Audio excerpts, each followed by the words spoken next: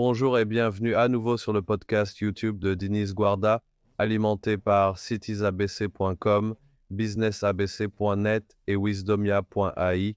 Et bientôt, nous parlerons également de sportsabc.org. 50, intelligence artificielle est probablement le mot-clé ou les mots-clés les plus importants dont nous parlons et qui nous affectent tous à de nombreux niveaux différents. Et l'intelligence artificielle touche tous les domaines de la société, elle s'implémente et touche plus profondément que jamais. Et cela va avoir un impact qui va apporter beaucoup de bonnes choses, mais aussi beaucoup de questions, beaucoup de risques et beaucoup de panique. Donc aujourd'hui, je suis particulièrement ravi d'accueillir dans la série quelqu'un qui étudie l'intelligence artificielle depuis des décennies et qui, bien sûr, dirige l'un des plus grands départements de recherche au monde chez Microsoft. Donc aujourd'hui, notre invité spécial est Juan M. Lavista Ferrez, qui est un scientifique des données, spécialiste de l'intelligence artificielle et chercheur. Et il est, pendant que nous parlons, le vice-président corporatif et le chef scientifique des données au laboratoire Intelligence Artificial for Good chez Microsoft. Dans ses fonctions, Juan a utilisé des technologies comme l'intelligence artificielle, l'apprentissage automatique et la modélisation statistique pour soutenir l'initiative Intelligence Artificial for Good de Microsoft, y compris Intelligence Artificial for Earth et la durabilité, Intelligence artificielle pour l'action humanitaire, Intelligence artificielle pour l'accessibilité et Intelligence artificielle pour la santé.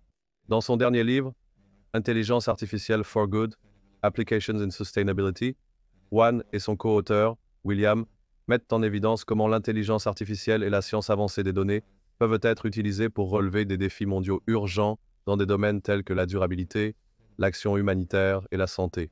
En tant que scientifique des données et chercheur, Juan a participé à des projets comme la plateforme d'expérimentation de Microsoft et l'exploitation de données Bing.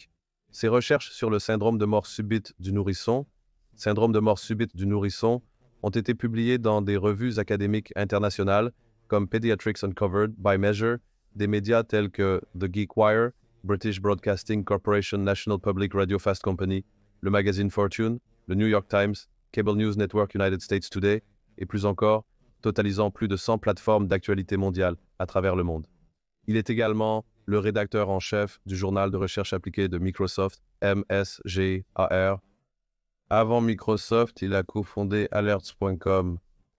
En tant que leader, Juan a appliqué la technologie pour le bien social, par exemple, lorsqu'il était à la Banque interaméricaine de développement à Washington, où il a appliqué la science des données pour évaluer l'impact des programmes visant à réduire la pauvreté et l'inégalité en Amérique latine et dans les Caraïbes. Juan est titulaire d'un doctorat en intelligence artificielle et santé de l'Université Rigi d'Amsterdam, d'un master en informatique de l'Université Johns Hopkins, d'un diplôme d'ingénieur et d'un Bachelor of Arts en système d'information de l'Universidad Católica do Uruguay, Damaso Antonio Lararaja. En tant qu'orateur, Juan a présenté lors d'événements tels que Strata, EIE, TEDx, l'Université Cornell et Université de la Californie du Sud Berkeley, parmi beaucoup d'autres à travers le monde. C'est un plaisir de vous avoir ici, Juan. Je suis très enthousiaste à l'idée de parler de vous, de certaines des questions les plus pertinentes auxquelles nous sommes confrontés en tant qu'humanité, et surtout de vos excellentes recherches et de tous les domaines qui touchent chacun d'entre nous dans nos vies. Merci pour l'invitation, Dinis. J'aimerais d'abord en savoir plus sur votre parcours personnel. C'est toujours très important pour moi. Et j'aimerais, concernant le parcours personnel, un peu d'histoire, mais aussi quelqu'un qui a été important pour vous. Et vous vous occupez de technologie et de données, ainsi que d'éthique et de beaucoup de choses liées à l'humanitaire. S'il y avait une sorte d'étude de cas qui vous a touché pour ce que vous faites actuellement. Oui, donc mon domaine d'étude est l'informatique. J'ai appris la programmation très tôt dans la vie. J'ai eu la chance que mes parents m'achètent un très petit micro-ordinateur. C'était un clone brésilien d'un Sinclair Spectrum qui avait 48 kilooctets. Et j'ai appris le BASIC avec cet ordinateur. Et après cela, je suis devenu complètement épris de toute l'idée de la programmation et du codage. Je viens d'Uruguay où j'ai grandi dans une ferme. J'ai fait des études en informatique. Et en 2000, j'ai eu l'opportunité de déménager aux États-Unis pour travailler à la Banque interaméricaine de développement. C'est une organisation multilatérale qui travaille avec des pays d'Amérique du Sud et des Caraïbes, principalement sur des prêts de développement. Dans le cadre de ce travail, mon travail en tant que scientifique informatique consistait à développer des systèmes. Très tôt, j'ai réalisé ce qui était probablement mon premier modèle d'apprentissage automatique. C'était au début de l'année 2001, et c'est un endroit où l'apprentissage automatique n'était certainement pas courant. Nous voulions prédire quel projet de la banque avait plus de chances de ne pas réussir ou, à l'inverse, de plusieurs façons, quel projet se terminerait à temps. À ce moment-là, j'ai toujours aimé le concept de science des données, même si le concept entier, l'idée de la science des données n'existait pas. Il y avait une idée de l'exploitation des données et de comment utiliser les données à travers des algorithmes. Et puis de là, je suis allé étudier un master en informatique avec un focus spécifique sur ce qui à ce moment-là était appelé l'exploitation des données, qui de bien des façons était une combinaison entre la science des données et l'apprentissage automatique. Et puis en 2007, fin 2007, début de 2008, j'ai déménagé à Seattle pour créer une start-up. Après mon master, j'ai voulu travailler à la Banque interaméricaine de développement pour apprendre. J'y ai collaboré avec des économistes. J'ai beaucoup appris sur la causalité en travaillant avec des économistes. Mais ce que je voulais faire à ce moment de ma vie, c'était d'essayer de lancer une start-up. J'ai déménagé à Seattle pour créer la start-up Alerts.com. Alerts.com était une start-up dont l'idée était d'essayer de combiner toutes sortes d'alertes, des alertes scolaires aux alertes sur les prix du gaz, et vous combiniez toutes ces alertes en un seul endroit. Nous avons levé notre premier tour de financement vers mars 2008. Nous étions censés lever le deuxième tour de financement vers novembre 2008. Malheureusement, le marché s'est effondré à ce moment-là. J'ai alors décidé de passer à une véritable entreprise. J'ai rejoint Microsoft et j'ai commencé à travailler dans une organisation financée par Ray Ozzie. Elle s'appelait EXP, avec Rodney Gojave à sa tête. Et il s'agissait de l'idée de mener des expériences contrôlées aléatoires à l'échelle de Microsoft pour essayer de prouver la causalité comme quelque chose que j'ai appris pendant mes jours de travail à la Inter-American Development Bank. En tant qu'informaticien, nous n'avons généralement pas de formation en causalité. Cependant, j'ai beaucoup appris sur la causalité et les données, et j'ai tenté de prouver la causalité à partir des données avant de travailler chez ADV. EXP était un groupe qui menait la majorité des expériences sur des propriétés comme Xbox, MSN et Windows. Finalement, ce groupe a été réorganisé en ce qui était alors la base de Bing, notre moteur de recherche. Je suis donc devenu membre de l'équipe d'apprentissage automatique et de fouille de données de Bing. C'était aux alentours de 2010. À ce moment-là, j'ai essentiellement commencé ma carrière chez Microsoft. Et quand Satya était notre vice-président, quand j'ai rejoint Bing, il était essentiellement le vice-président de nos propriétés de recherche et des propriétés en ligne. Et quand Satya est devenu le président-directeur général, il y avait toute cette idée de créer une discipline de science des données. J'en faisais partie du petit groupe de personnes qui ont élaboré les plans pour la discipline de science des données de Microsoft. Jusqu'alors, Microsoft n'embauchait que des développeurs, testeurs et gestionnaires de programmes informatiques. Je faisais partie du groupe qui a élaboré les plans initiaux pour créer le rôle de scientifique des données, un concept qui n'existait pas à l'époque. Mon équipe se concentre davantage sur Microsoft, travaillant sur diverses propriétés en plus de Bing. Et dans le cadre de ce travail, j'ai toujours rêvé de travailler et d'utiliser l'intelligence artificielle et la science des données pour aider la société. Mais je pensais toujours le faire une fois à la retraite de Microsoft. Mais nous avions un très bon ami et collègue qui avait perdu un enfant à cause du syndrome de mort subite du nourrisson, le syndrome de mort subite du nourrisson et le syndrome de mort subite du nourrisson. Et c'est la principale cause de décès chez les enfants âgés d'1 mois à 1 an aux États-Unis et dans beaucoup de pays développés. Et en gros, le syndrome de mort subite du nourrisson, c'est quand votre bébé meurt et que les médecins ne savent pas pourquoi. Nous avions à ce moment-là un bon ami et collègue qui a perdu un enfant à cause du syndrome de mort subite du nourrisson. Et il faisait un travail incroyable pour sensibiliser les gens au syndrome de mort subite du nourrisson. Alors grâce à lui, j'ai commencé à donner de mon temps en tant que bénévole pour aider les médecins et chercheurs de l'hôpital, pour enfants de Seattle, pour voir si nous pouvions aider leurs recherches. Et très tôt, comme lors des premières réunions, même si nous comprenions très peu de choses sur les graines ou les données qu'ils avaient, il est devenu vraiment il est devenu clair pour nous que nous pourrions beaucoup aider car beaucoup de ces chercheurs n'avaient pas la capacité de travailler avec la quantité de données que nous avons eu l'incroyable chance de rencontrer. Le Centre de contrôle des maladies a cet incroyable ensemble de données.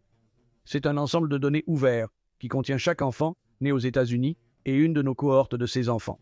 Et grâce à cet ensemble de données, nous avons pu montrer et essayer de voir si nous pouvions prédire ou trouver des choses qui pourraient augmenter la probabilité qu'un enfant meure de la MSN. Nous avons commencé comme bénévoles, puis avons présenté à Satya et Brad. Cette conversation a été la base de la création de ce groupe. Et nous avons pu commencer à travailler sur cela, à utiliser l'intelligence artificielle pour aider la société comme un travail à temps plein. C'était mon rêve. Et c'est essentiellement ainsi que nous avons créé tout le concept du laboratoire intelligence artificielle pour le bien. Entre-temps, et à travers la recherche, j'étais un informaticien qui est devenu chercheur. Contrairement à la norme, j'étais informaticien. J'étais un développeur de logiciels qui a commencé à beaucoup aimer travailler avec la recherche. Et à travers cela, j'ai commencé un doctorat en intelligence artificielle avec une spécialisation dans la santé. Eh bien, le reste est ce que je fais maintenant. Quelle carrière remarquable, félicitations. J'aime beaucoup l'Uruguay. Je crois qu'il est le premier invité uruguayen de mon podcast. Je dois contacter mes amis là-bas, mais c'est vraiment incroyable. Et aussi pendant votre carrière, vous voyez aussi la progression en tant qu'entrepreneur, en tant que développeur de logiciels, en tant que technologue et en tant que chercheur. Alors avant de nous plonger dans toutes vos réalisations et aussi ce que vous faites actuellement, donc l'une des choses je veux encore aborder parce que vous vous occupez de recherche, et bien sûr, à l'heure actuelle, votre laboratoire et ce qui est devenu le laboratoire Intelligence Artificielle for Good chez Microsoft. Bien sûr, abordons cela parce que c'est une chose si importante et je sais que vous avez un temps limité. J'aimerais parler, qu'est-ce que le laboratoire Intelligence Artificielle for Good? Comment l'avez-vous créé? Je pense qu'une partie de votre expérience a donné raison à cela. Mais bien sûr, pendant ce mandat également, l'intelligence artificielle est devenue courante et est maintenant plus importante que jamais. Microsoft est bien sûr le leader mondial de l'intelligence artificielle grâce à son partenariat avec OpenAI. Alors j'aimerais entendre un peu l'origine de cela et ce que vous, les gars... Une fois que nous avons eu cette idée de créer le laboratoire, le plan était que toute grande organisation dans le monde a une responsabilité sociale de contribuer à la société. Et je dirais que la majorité des grandes organisations font un très bon travail à cet égard. Mais dans le cas particulier de l'utilisation de la technologie, en particulier de l'intelligence artificielle pour aider la société, nous avons d'abord réalisé que nous pouvions avoir un grand impact.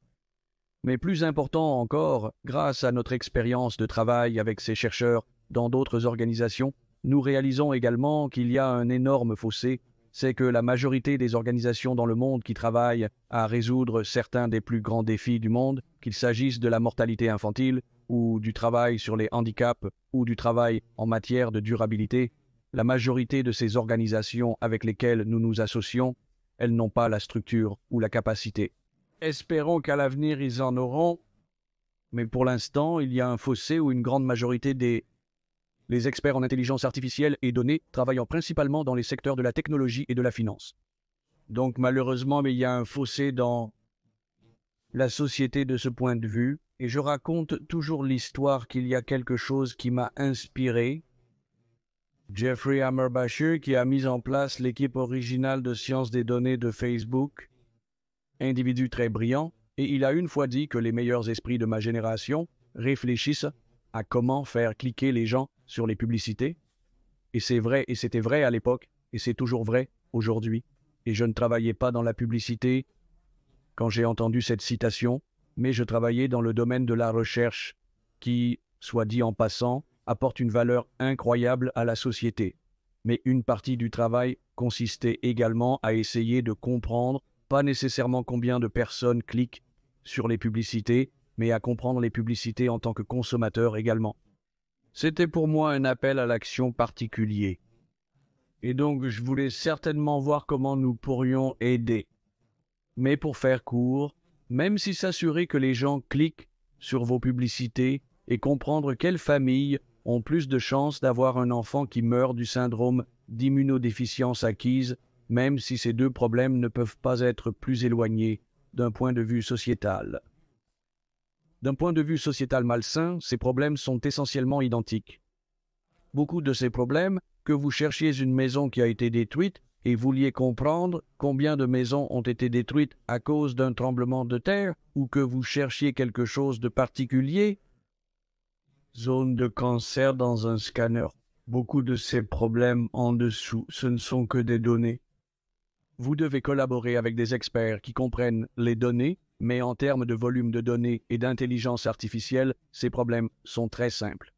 Donc, dans le cadre de cela, je pense qu'en termes de retour sur investissement, de l'impact de cette responsabilité sociale, cela avait plus de sens pour nous, au lieu de donner du capital ou de l'argent à certaines de ces organisations, nous donnerions nos compétences. Nous donnerions notre temps. Et la raison est que ces organisations n'ont pas la structure ou la capacité d'embaucher les personnes qu'une entreprise comme Microsoft pourrait embaucher. Cela avait plus de sens. Et c'était toute la base de l'équipe. Et nous pensons aujourd'hui, en regardant en arrière 5 ans, que c'était certainement la bonne décision. Nous pensons que le type de retour sur investissement d'un point de vue sociétal, faire don de vos compétences, aider et enseigner aux organisations vous rend plus grand. Une partie de ce que nous faisons ne consiste pas seulement à travailler avec eux pour essayer de résoudre les problèmes, mais nous essayons également de faire un transfert de connaissances pour qu'ils deviennent autonomes. C'est donc essentiellement ainsi que nous avons envisagé l'équipe. Eh bien, une fois que nous avons commencé, ce que nous voulions faire était d'essayer de chercher les bons partenaires, les bonnes organisations et les bons chercheurs qui pourraient travailler avec nous pour les aider à résoudre certains des plus grands défis mondiaux. C'est incroyable et félicitations parce que c'est plus important que jamais. Probablement quand vous avez commencé, vous connaissiez déjà l'urgence, mais maintenant c'est encore plus urgent. Donc dans votre capacité en tant que vice-président, chef scientifique des données sur le laboratoire de l'intelligence artificielle pour le bien, vous vous êtes concentré sur 4 domaines que je vois probablement si vous essayez de résumer. Donc l'intelligence artificielle pour la Terre, l'intelligence artificielle pour l'action humanitaire, l'intelligence artificielle pour l'accessibilité et l'intelligence artificielle pour l'aide. Et une des choses qui est assez intéressante que vous faites en termes de, je veux juste souligner cela pour notre public, mais c'est assez important que vous mettiez les liens vers votre propre site web et certains sites web, c'est que 33 millions de personnes sont touchées par l'insécurité alimentaire et c'est certains des défis auxquels vous êtes confrontés et sur lesquels vous travaillez. 50% de déclin de la faune de la planète depuis 1970 et 1,3 milliard de personnes, soit 1 sur 6 aux États-Unis, vivent avec un handicap. Vous touchez à cela et 50% des personnes dans le monde ont accès à des services de santé essentiels, seulement 50%. Donc lorsque vous touchez ces 4 domaines, je répéterai simplement intelligence artificielle pour la Terre, intelligence artificielle pour l'action militaire, intelligence artificielle pour l'accessibilité, intelligence artificielle pour la santé. Vous travaillez dans une des 2 plus grandes entreprises du monde. Comment exploitez-vous le travail et la recherche que nous faisons dans ces 4 domaines donc? Nous travaillons, ce sont 4 domaines que nous aimons. Nous réalisons que nous sommes, en quelque sorte, la fondation de la planète à bien des égards, et des domaines où nous pourrions également aider dans le cas de la Terre, ou ce que nous appelons maintenant la durabilité, ce sont des projets où vous pourriez aller de l'avant. Par exemple, nous travaillons actuellement sur des projets en collaboration avec des organisations en Colombie, travaillant pour essayer de comprendre et de mesurer non seulement la déforestation, mais aussi détecter la déforestation illégale en Amazonie. Dans le cas des handicaps, nous croyons particulièrement dans la dernière vague de modèles de vision, de grands modèles de langage, mais avec un composant de vision. Comme vous l'avez dit, nous avons 1,3 milliard de personnes qui travaillent, 1,3 milliard de personnes dans le monde avec un handicap. Vous avez également près de 300 millions de personnes qui sont aveugles ou malvoyantes. Maintenant, grâce à des modèles d'intelligence artificielle comme les modèles de vision, si vous avez un smartphone, ils ont la possibilité de naviguer dans le monde grâce à ces modèles de vision d'une manière qu'ils ne pouvaient pas faire auparavant. Et il y a des organisations, par exemple BYD est l'une de ces organisations. Nous avons des applications internes chez Microsoft comme Seeing Intelligence Artificielle qui est l'un de nos partenaires internes où ils ont consacré leurs efforts de développement pour aider les personnes handicapées à utiliser l'intelligence artificielle pour s'assurer qu'elles peuvent naviguer dans le monde. Et je dis toujours que pour les personnes qui ne comprennent pas la valeur de l'intelligence artificielle, elles devraient un jour s'asseoir avec des personnes qui utilisent ces applications, car pour elles, c'est un changement de jeu. Dans le cas de la santé et des soins de santé, comme vous l'avez mentionné, nous vivons dans un monde où 50% de la population mondiale n'a pas accès aux soins de santé. C'est aussi un lieu où nous découvrons des problèmes et que l'intelligence artificielle est l'unique solution. Le diabète est la principale cause de cécité. Plus de 450 millions de personnes souffrent de diabète et nous ne pouvons que nous attendre à ce que ce nombre continue d'augmenter. Juste le changement de régime alimentaire à travers le monde va augmenter.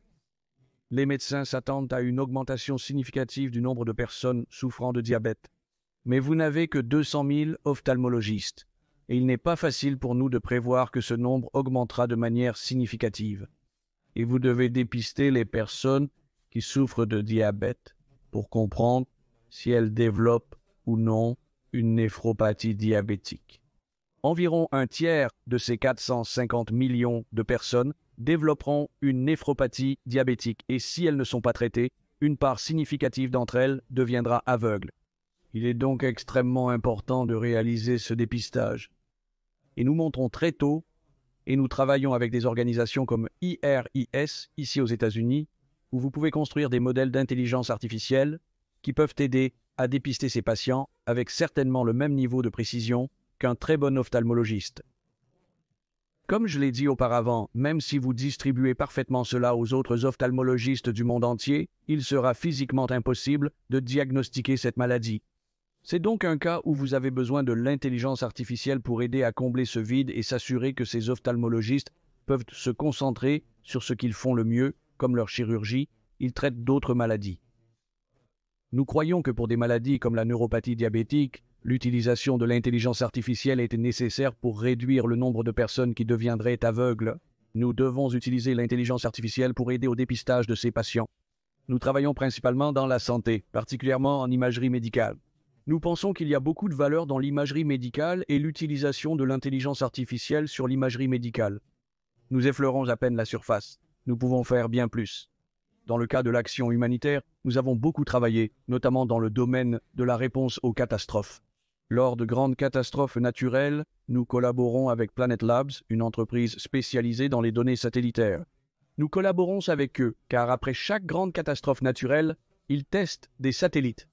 Ils les placent au-dessus de la catastrophe naturelle, ils prennent des photos, et nous utilisons des modèles d'intelligence artificielle sur ces photos pour construire les cartes qui sont utilisées par les organisations sur le terrain, que ce soit la Croix-Rouge américaine ou le Haut Commissariat des Nations Unies pour les réfugiés, ou toute organisation qui travaille sur le terrain pour aider les cartes, car ces cartes sont utilisées par ces organisations pour les aider à faire leur travail, à s'assurer qu'elles donnent la priorité, à comprendre la logistique, à s'assurer qu'elles déploient suffisamment de personnes pour aider les personnes touchées sur le terrain. Donc nous travaillons sur d'autres organisations, mais ce sont essentiellement les 4 domaines qui... Eh bien, ce sont les plus grands problèmes de l'humanité, mais il y a un grand défi sur la façon dont nous prenons cela et comment nous gérons, comme je l'ai dit, tous les paradoxes que nous avons, parce que nous avons d'une part beaucoup de défis avec la littératie numérique, beaucoup de défis avec aussi l'inclusion financière et beaucoup de différentes parties.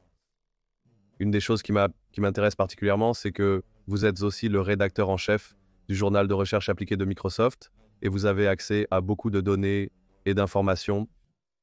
Donc, lorsque vous postulez, et pour les personnes qui nous écoutent, bien sûr, de la vue d'ensemble au détail de comment nous appliquons cela, donc cette recherche que vous appliquez et toute cette intégration avec, bien sûr, les LLM les plus puissants du monde, avec l'intégration OpenAI et Copilot et Bing, parce que bien sûr, vous avez de multiples sources de données différentes.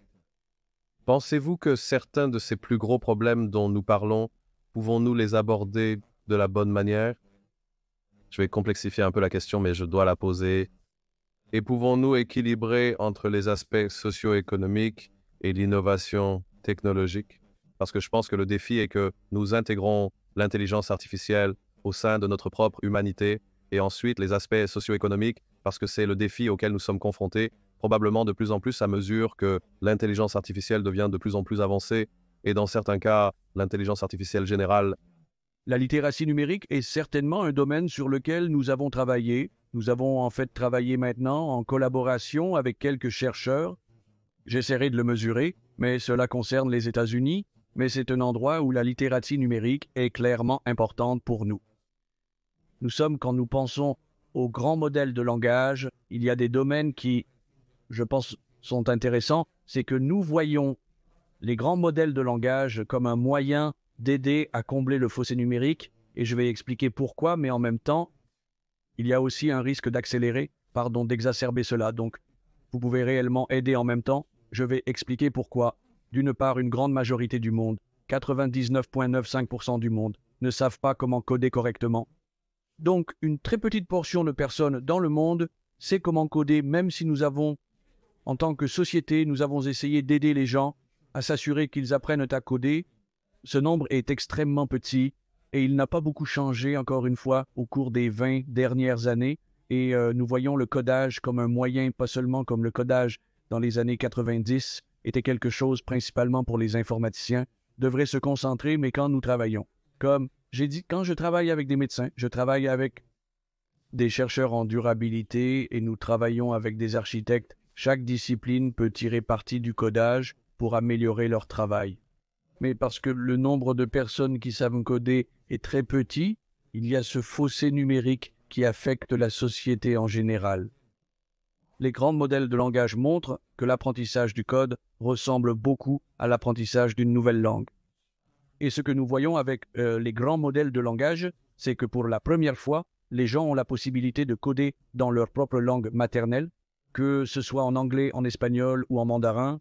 Vous pouvez utiliser un grand modèle de langage pour convertir votre langue, une autre langue, en codage.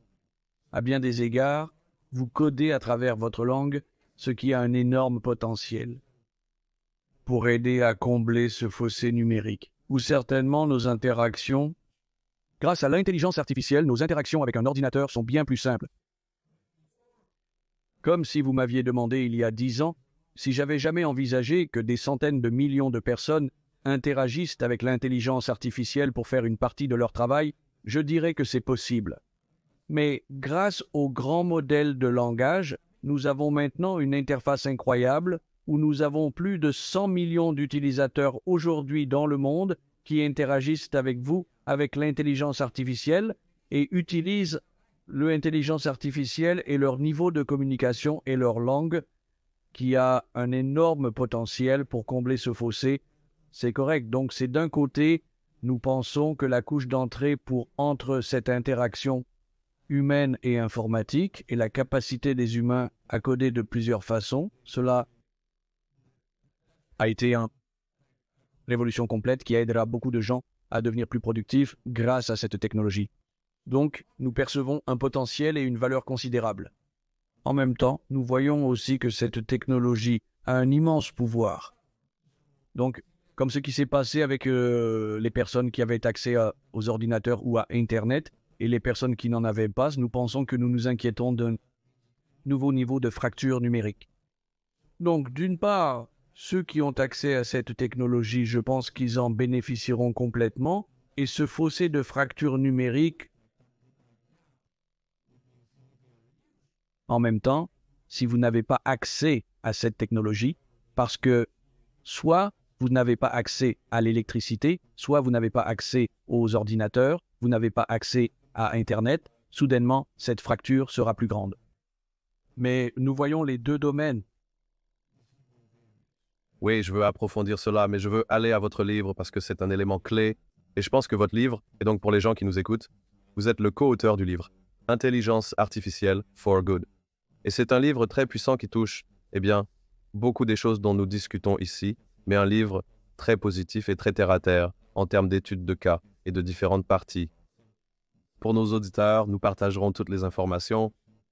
Donc l'intelligence artificielle pour le bien, application en durabilité, action humanitaire et santé, qui a été publié par Wiley, et cela avec le co-auteur William B. Weeks et la préface de Brad Smith. Alors parlons du livre. Vous avez écrit ce livre et vous abordez tous ces différents sujets. Il y a ces appels à l'action très très détaillés, mais il y a beaucoup de questions Tout d'abord, écoutez pour vous le but du livre et un peu pour les gens qui ne savent pas. Et je recommande à tout le monde de l'acheter et de s'engager parce que les retours du livre iront aussi à la charité et pour la Croix-Rouge. Mais c'est un livre très important pour ce que vous faites tous dans la société. Oui, nous avons commencé le livre il y a plus d'un an avec la vision que chaque fois que nous travaillions avec des organisations à travers le monde, l'un des aspects les plus difficiles était de leur montrer ce qu'ils pouvaient faire avec l'intelligence artificielle. Ce n'était pas évident parce qu'ils ne savaient pas ce qu'ils pouvaient faire. Comme nous nous associerions avec eux, nous aurions des réunions avec eux et c'est devenu l'une des choses qui est devenue vraiment facile pour nous de montrer la puissance était de leur montrer des exemples de comment nous utilisions l'intelligence artificielle dans d'autres choses. N'est-ce pas? Que ce soit la vision par ordinateur pour l'imagerie médicale ou des données satellitaires ou acoustiques, nous montrerions ce qui était. Et c'était relativement difficile pour nous d'expliquer ce qu'ils pouvaient faire avec l'intelligence artificielle, mais c'était vraiment facile pour nous d'expliquer comment résoudre d'autres problèmes. Et au cours de ces conversations avec ces partenaires, cela est devenu comme un outil pour nous aider à avoir un impact. Montrer ce qu'ils pouvaient faire avec l'intelligence artificielle, et c'était essentiellement toute l'idée. C'était comme si nous devions écrire le livre pour l'avoir. Aimer avoir ces exemples d'une manière que nous pourrions leur distribuer facilement.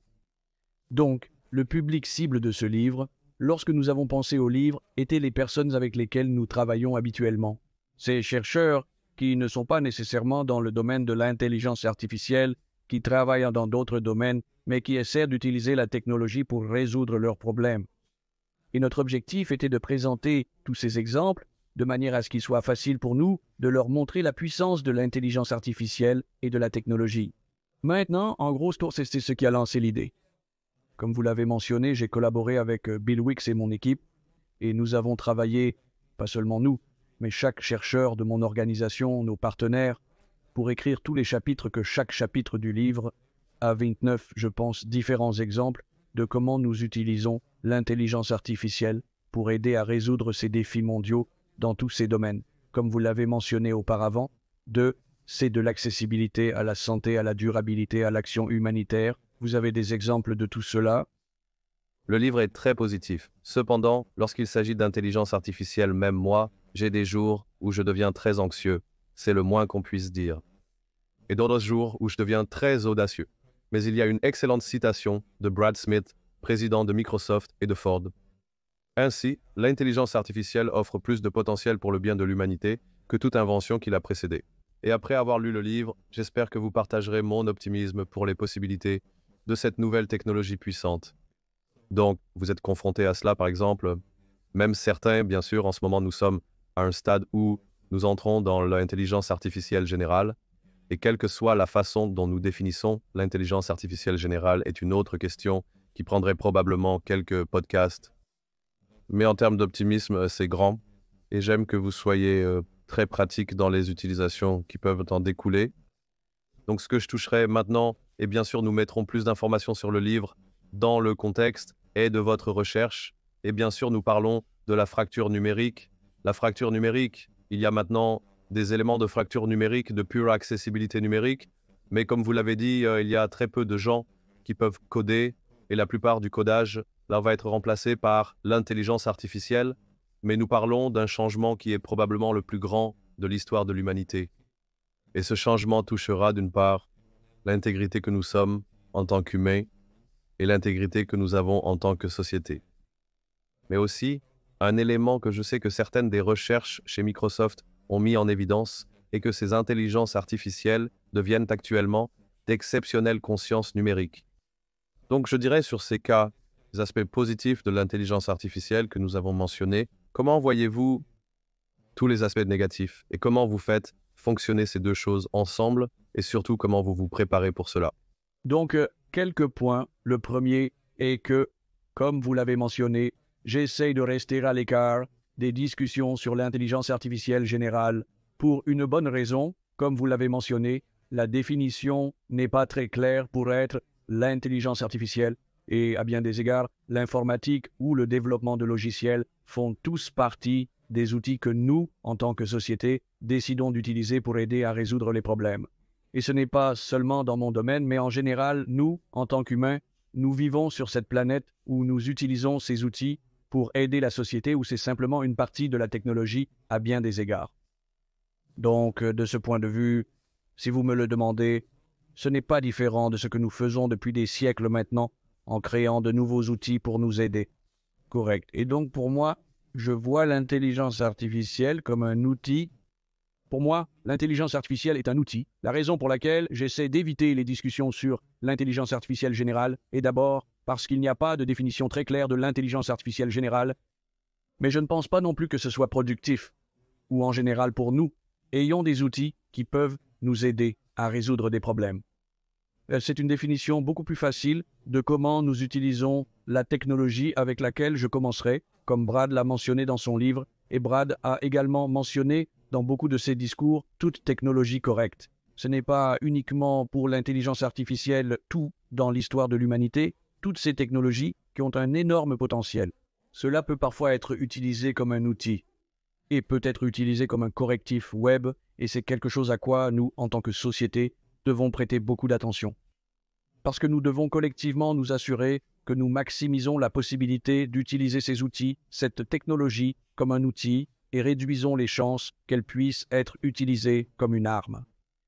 La possibilité d'utiliser cette technologie à des fins néfastes ne sera jamais nulle, n'est-ce pas? Peu importe combien vous pouvez travailler, il y aura toujours des gens qui trouveront des moyens de les utiliser à mauvais escient pour toutes sortes de raisons, et nous avons déjà vu cela dans le cas de l'intelligence artificielle générative, où vous avez des gens qui utilisent l'intelligence artificielle générative parfois pour escroquer les gens en clonant des voix, pour créer des deepfakes, et c'est un domaine sur lequel nous travaillons également, comme mon équipe travaille maintenant depuis l'année dernière sur l'utilisation de la technologie de l'intelligence artificielle pour aider à détecter certains des deepfakes, pour essayer de mieux comprendre la structure générale, pour mieux éduquer le public sur ces problèmes. Je suis toujours optimiste.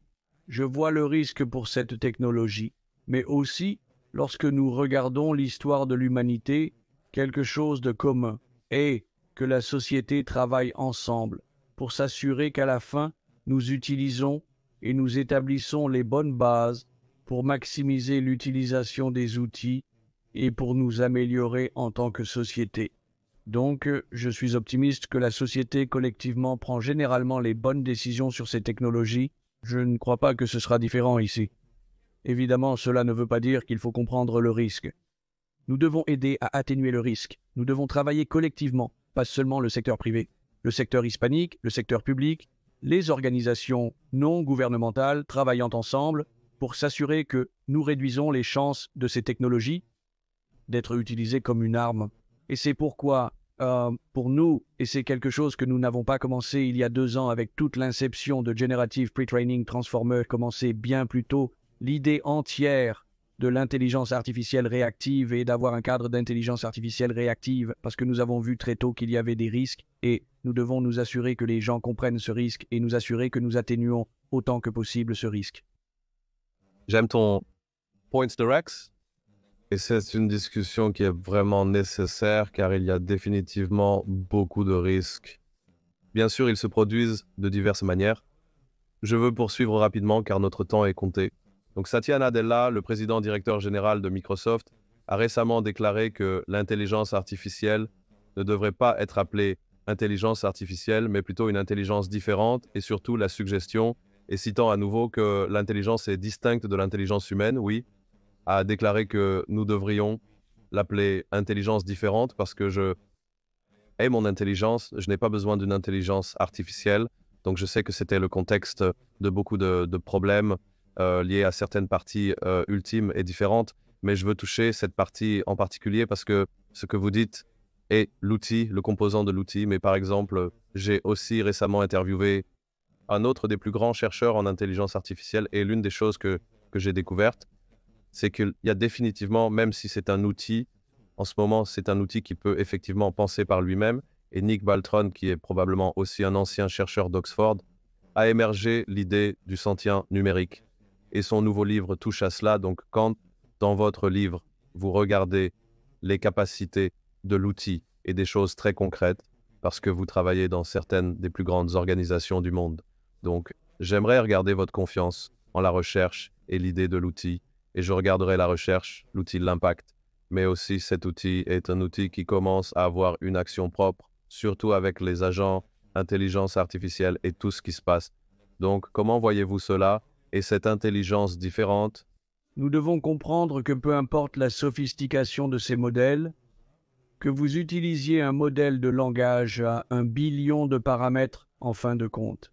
Au fond, nous parlons simplement de mathématiques, n'est-ce pas? C'est une multiplication de matrices, et c'est quelque chose que, quand les gens pensent à l'intelligence artificielle, ils oublient parfois cela. Il n'y a pas, et c'est pourquoi j'aime, oui, je n'aime pas, je ne crois pas à toute l'idée de la conscience ou des choses comme ça. Nous devons comprendre que les grands modèles de langage, en particulier celui avec lequel vous interagissez, sont importants. Les gens aiment bien, ces modèles ont un pouvoir incroyable, et les gens sont vraiment relativement facilement confus à ce sujet. Cette partie de l'intelligence, parce qu'ils répondent aux questions de manière incroyable, ils ont un pouvoir incroyable, mais en dessous, ce que ces modèles essaient de faire, c'est juste essayer de prédire la prochaine guerre. C'est la seule chose qu'un grand modèle de langue fait. Donne un contexte, essaye de lire quelle est la prochaine guerre que je dois dire. Grande ligne. Les rôles ne disent pas comme s'ils ne comprenaient pas facilement le monde. Ils apprennent à partir d'un énorme corpus de données qui représentent une grande partie du contenu du web ouvert. C'est là où se trouve la grande majorité de la connaissance humaine. En tant que civilisation, c'est notre plus important. Les données ouvertes, c'est le web ouvert. Ces grandes lois ont la capacité d'apprendre de tout cela. À travers cela, essayant de déchiffrer le prochain mot, ils doivent apprendre une représentation du monde. Et cette représentation du monde est celle qui donne un énorme pouvoir dans la capacité à répondre à ces questions. Je ne dis pas qu'ils n'ont pas le pouvoir, mais en même temps, il est très important de comprendre ce qu'ils font et ce qu'ils ne font pas, n'est-ce pas? Et pendant que... Eh bien oui, lorsque vous interagissez avec l'un de ces murs de haut niveau, beaucoup des dialogues pourraient être des dialogues que vous pourriez avoir avec un humain. Vous devez comprendre que la raison pour laquelle ils se comportent comme des humains à bien des égards est parce qu'ils sont formés dans les dialogues humains et dans les données humaines. Mais ils ne sont certainement pas humains. Ils ne sont certainement pas des êtres sensibles. Et oui, vous pourriez avoir des agents et vous pourriez coder des agents de telle manière que vous intégrez vos décisions dans ces agents. Mais cela ne signifie pas que nous avons en tant que société quelque chose de différent de ce que nous avions avant. Comme maintenant ce que nous avons est un excellent outil, mais reste un outil, donc je ne suis pas inquiet à ce sujet. Je pense que c'est dans la nature humaine de se préoccuper des mauvais usages de cette technologie. Je pense que c'est une partie de notre fonctionnement et je pense que cela peut nous aider à comprendre et à atténuer ces risques, mais je ne suis pas inquiet à propos de cet aspect. C'est assez intéressant de voir comment vous abordez cela de manière très pratique, parce que oui, en fait, il y a beaucoup de discussions assez alarmantes et probablement que la plupart des recherches font une division entre les personnes très instruites, mais j'aime, et je me concentre ici dans le sens du temps, j'aime cette approche très pragmatique. Donc l'une des choses que le livre et votre travail ont mis en évidence et que j'adore, c'est le fait de tous les concepts de intelligence artificielle pour l'action humanitaire. Et surtout la relation que cela peut devenir et apporter de nouvelles solutions pour les organisations, l'impact social et le potentiel social, les décideurs politiques, les régulateurs, les professionnels des organisations non gouvernementales et les bénévoles à but non lucratif. Abordons ce sujet, car je pense que c'est quelque chose qui n'est pas suffisamment utilisé et discuté. C'est ce qui rend votre livre spécial. Si vous pouvez partager des conseils pratiques avec des citations pour illustrer vos propos, ce serait parfait. Ouais.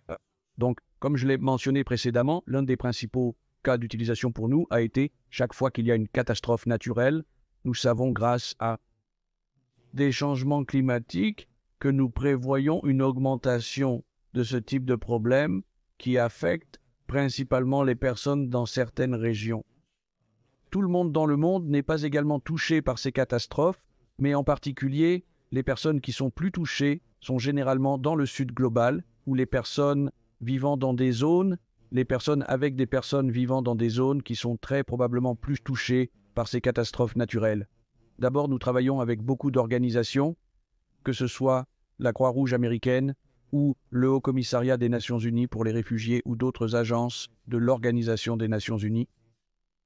Et ce que nous essayons de faire, c'est aider ces organisations qui travaillent sur le terrain pour les rendre plus efficaces, plus productives. Et dès le début de notre travail, nous avons réalisé qu'il y avait un problème commun à toutes ces organisations. C'est-à-dire, dès qu'une catastrophe naturelle affecte une zone, nous devons comprendre ce qui s'est passé.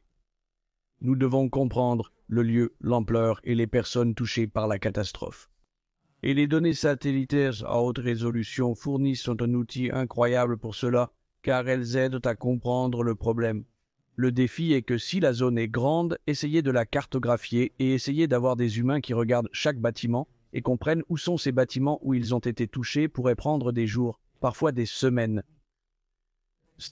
Ils n'ont pas cet effet. Lors d'une catastrophe, il y a une courte période pour déployer des secours et aider les personnes touchées, mais il faut attendre 2 semaines pour obtenir les informations nécessaires. Et les modèles d'intelligence artificielle travaillant sur des données satellitaires ont la capacité de nous aider à cartographier ces zones. Et ces cartes, ça peuvent être utilisées et sont utilisées par les organisations sur le terrain pour prendre ces décisions. C'est donc un grand domaine d'investissement pour nous. Un autre grand domaine, c'est quelque chose sur lequel nous avons travaillé très étroitement avec l'Université de Washington, la Banque centrale européenne, les métriques de santé et Planet Latch, c'est que pour nous aider les gens à être mieux préparés ou en tant que préparation aux catastrophes ou réponse aux catastrophes, vous devez d'abord comprendre où vivent les gens. Si vous vivez aux États-Unis ou dans le Nord global en général, vos cartes sont généralement à jour et vous savez où les gens vivent dans un pays. Mais ce n'est pas le cas dans beaucoup de pays du Sud global, en particulier en Afrique subsaharienne, où beaucoup de ces cartes peuvent avoir 10, 15 ans. Et en 15 ans, certains pays d'Afrique subsaharienne ont doublé leur population. Cela signifie que la moitié de la population de certaines régions du pays, en particulier les zones rurales de certaines villes, n'est pas à jour. Pour aider les personnes dans le besoin, il faut savoir où elles se trouvent. Vous ne pouvez pas comprendre la logistique, vous ne pouvez pas comprendre la préparation aux catastrophes, vous ne pouvez pas faire de réponse aux catastrophes. Lors du dernier tremblement de terre en Afghanistan en 2023 sur lequel nous avons travaillé, une partie significative des victimes n'était répertoriée sur aucune carte. Donc, l'un des travaux que nous avons effectués est une collaboration avec ces organisations, mais aussi avec les agences de l'Organisation des Nations Unies sur ce qu'ils appellent l'alerte précoce pour tous, consiste à créer cette base qui est une carte à jour de la répartition de la population à travers le monde entier. Et cela pour nous est l'un de nos projets les plus importants et un domaine où nous pensons, en établissant correctement cette base, nous pouvons aider ces organisations et de nombreuses autres à travers le monde. Cela a été un point d'attention pour nous. Donc de ce travail, et c'est une partie très importante, il y a donc le travail et la cartographie et les données qui sont disponibles pour le public et pour tout le monde.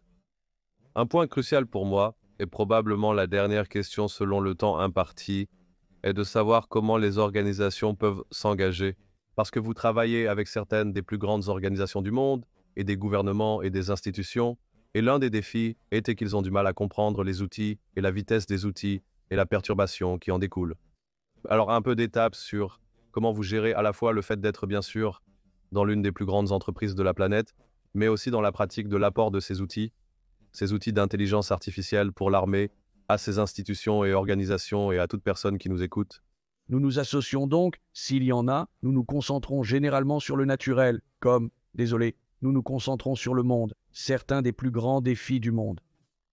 Certaines des organisations nous contactent, nous contactons parfois ces organisations. Nous effectuons parfois des appels ouverts et utilisons diverses méthodes pour identifier les problèmes rencontrés par ces organisations. Nous essayons de chercher des problèmes où non seulement une organisation a ce problème particulier, mais plusieurs organisations et essayons d'optimiser. Tous les problèmes ne peuvent pas être résolus par l'intelligence artificielle ou la technologie. Nous cherchons donc des problèmes sur lesquels la technologie peut avoir un impact et que nous pouvons résoudre, particulièrement ceux situés sur le cadran. Nous avons l'expertise et nous collaborons avec des organisations.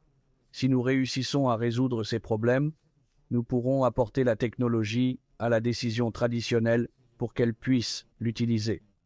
C'était donc notre but principal. Alors, une des dernières questions, Donc, en termes de travail que vous avez fait jusqu'à présent, et bien sûr sur le site web et dans la recherche, vous avez beaucoup d'études de cas. Alors, vous avez également déjà mentionné un ou deux cas. De toutes ces recherches que vous faites, quel serait l'impact le plus important que vous avez déjà ressenti dans une étude de cas en dehors de ce que vous avez mentionné jusqu'à présent ou dans une autre? Je pense qu'il est facile d'aimer. Chaque projet est différent. Parfois, il est difficile de comparer certains de ces projets. Bien sûr, des domaines comme la réponse aux catastrophes sont des domaines où il est relativement facile pour nous de voir l'impact parce que vous voyez des organisations utiliser vos données. Mais nous avons travaillé dans d'autres domaines comme la santé et les soins de santé. Nous travaillons dans des domaines comme le cancer du pancréas, par exemple, en essayant de faire une détection précoce du cancer du pancréas. Tout en travaillant pour essayer de réduire la déforestation en Amazonie, aider à comprendre et à mesurer la biodiversité. Chaque projet est différent. Et à bien des égards, chaque projet est difficile d'avoir un projet préféré ou un que vous penseriez être plus impactant, car ces domaines sont si différents. Pour finir, parlons de Brad Smith. Vous avez parlé des deepfakes et des différents acteurs impliqués. Je sais que l'une des choses sur lesquelles vous travaillez actuellement concerne précisément la lutte contre les deepfakes, qui est probablement l'un des raccourcis qui crée vraiment beaucoup de dommages. Récemment, Brad Smith a mentionné le fondateur de True Media et le travail qui a été fait, je pense, avec vous en termes de lutte et d'utilisation de la bonne intelligence artificielle pour combattre cela. Pouvez-vous parler un peu de ce travail? Nous collaborons avec Oren Gianni de True Media, un excellent chercheur. Et avec d'autres organisations, nous essayons, d'un côté, nous aidons du côté de la recherche, essayons de trouver des algorithmes pour comprendre comment nous pouvons réduire, comment pouvons-nous améliorer la détection des deepfakes. Nous travaillons également dans des domaines comme la provenance pour mieux comprendre comment la technologie peut aider à faire confiance au contenu. Et en même temps, un grand domaine qui est quelque chose sur lequel nous avons collaboré à travers les médias et d'autres organisations est d'aider à éduquer le monde, les gens dans le monde, que ces types de programmes existent. Et une chose que nous avons faite, nous venons de sortir un jeu et il s'appelle Réel ou pas, le quiz Réel ou pas, où nous utilisons l'intelligence artificielle générative et de vraies images et les gens doivent décider laquelle est réelle et laquelle est fausse. Et l'objectif principal de ce jeu est d'aider les gens à comprendre que cette technologie est assez bonne et qu'il n'est plus facile de différencier une image réelle d'une image générée par l'intelligence artificielle. Et cela ne fera que s'aggraver. C'est donc quelque chose qu'il est important pour les gens de comprendre que c'est possible. Non seulement c'est possible, mais aussi relativement facile à faire, et certaines de ces images peuvent être utilisées à des fins trompeuses. En conclusion, l'intelligence artificielle éthique est un élément essentiel que tous doivent prioriser. Votre livre est une excellente ressource incontournable pour les professionnels techniques et non techniques, intéressés par toutes les choses dont nous avons discuté aujourd'hui. Alors, quel serait le message pour les startups, les jeunes qui nous écoutent en ce qui concerne l'intelligence artificielle et toutes les choses qui viennent de ces outils issus de l'intelligence artificielle? Je pense que nous pouvons faire beaucoup plus avec cette technologie. Je pense que c'est juste le début de comment nous pouvons utiliser cette technologie pour le bien. Je pense que nous verrons plus d'exemples. Si vous me demandez, il est crucial que les gens comprennent que l'intelligence artificielle n'est pas nouvelle. Utilisée en production depuis plus de 30 ans, les gens utilisent l'intelligence artificielle tous les jours. Ils ont utilisé l'intelligence artificielle. Beaucoup de gens utilisent l'intelligence artificielle tous les jours depuis les au moins deux dernières décennies. Qu'ils utilisent un moteur de recherche ou qu'ils demandent un Uber, en coulisses, beaucoup d'algorithmes sont utilisés. Cela aidera la société à comprendre que les gens ne devraient pas forcément craindre la technologie. Et encore une fois, je ne dis pas que cela ne devrait pas être utilisé, car les gens devraient toujours être préoccupés. Je pense qu'il est important que collectivement nous travaillions en tant que société pour réduire les chances que cette technologie puisse être utilisée à mauvais escient ou comme une arme. Je suis entièrement d'accord avec ce que Brad a mentionné dans la préface. Cette technologie a un immense potentiel pour faire le bien et résoudre de nombreux problèmes. Nous avons hâte d'essayer d'aider et de trouver des moyens par lesquels nous pouvons aider la société. Merci beaucoup. Je sais que vous devez partir. C'était un honneur. Nous ferons une émission spéciale sur le livre pour aborder plus de questions. Et pour les personnes qui nous écoutent, ce que j'aime, c'est qu'il y a des choses très pratique que probablement les gens sont plus concentrés sur le négatif que sur l'action à entreprendre. Et c'est, je pense, l'essentiel de votre conclusion. Agissez. Merci, Juan. Ce travail est plus important que jamais pour nous tous. Je vous en suis reconnaissant. Merci beaucoup pour le temps. Merci.